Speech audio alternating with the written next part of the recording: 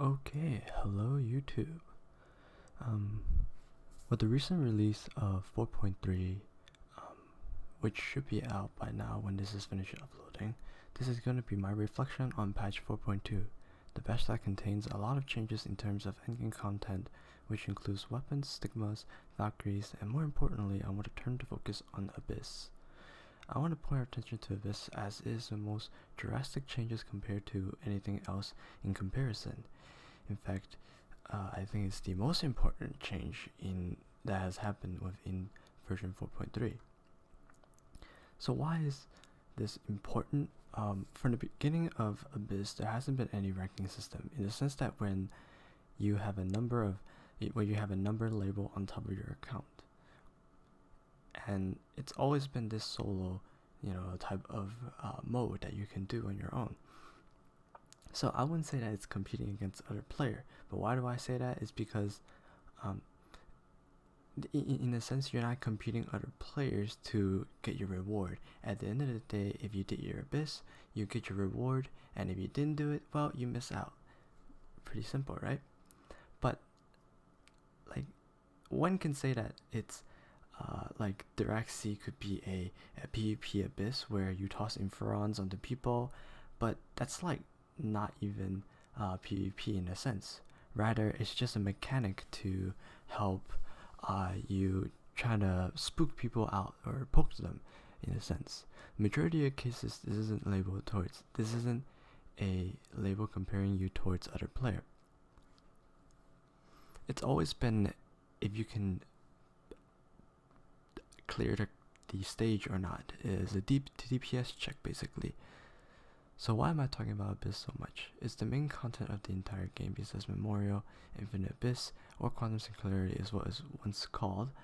This new update brings about a new approach to Abyss. The dichotomy between Exalted Abyss and Master Abyss has always been split. Now playing from level 81 and higher are paired up against those who are also 81 and higher. In a sense, some may look at this as a great idea, where free-to-plays level 80s or below can stay at Master Abyss and they don't need to feel the need to break through. But on the other hand, there's already free-to-play player who has already broken through and is in EX Abyss or Exalted Abyss, and it's gotten a lot tougher for them as they aren't equipped with the right gears. And why is gear so important? As you climb up, there's a pattern that you tend to notice. Gears and comp flexibility diminishes quite rapidly. EX Abyss stages have different buffs similar to Master Abyss weather, and it's ill-advised to take something else that isn't in the weather, otherwise you just won't pass it, which in turns prevent you from getting the maximum amount of crystals you ought to get. So where am I going with this?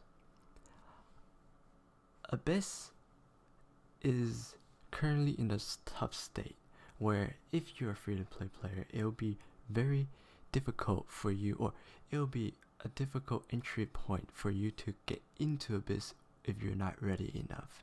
And it is even more stressed upon now because of 4.3 with EX Abyss, where if you're trying to promote to Red Lotus or Nirvana and to get the maximum amount of crystal that you can get per week, because crystal is so important in this game, it's even more crucial now that players are more well equipped when breaking through past 81.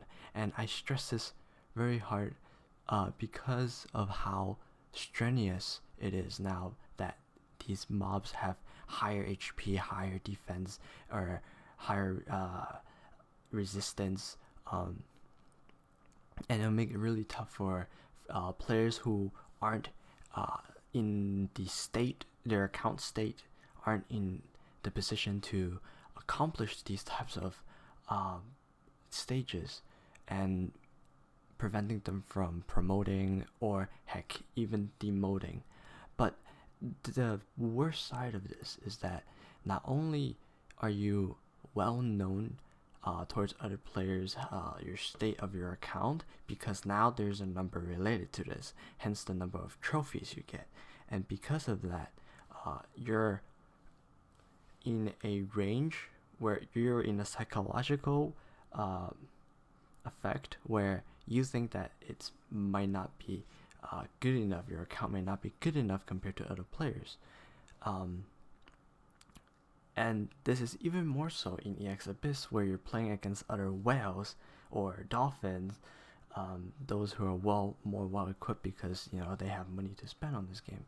While you may not be willing to spend, which is fine, it's still a very tough situation to be put into.